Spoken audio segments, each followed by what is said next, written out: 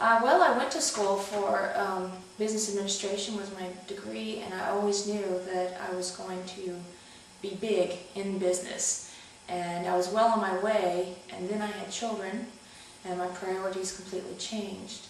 I got into karate because my boyfriend at the time, who's now my husband, was out with his extracurricular activities, and I was sitting at home waiting for him, and he wasn't always on time.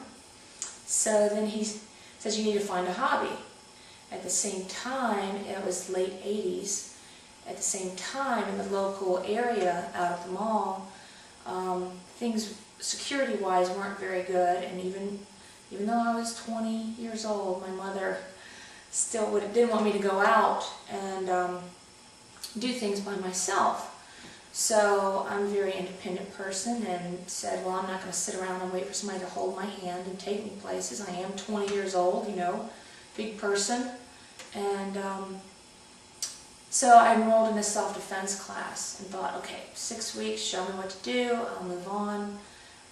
In turn, I fell in love with the sport and the discipline and everything about it. And that was 20 years ago when I started, and I haven't faded from it since. And owning my own business, it just happened that it just evolved into that. Like I said, I was working in the contracting field up towards DC, and then when I had children, they were back here at home. I wanted to be closer to home. I was eventually able to quit my job and stay home with the kids, and then my karate business and love for such just continued to blossom.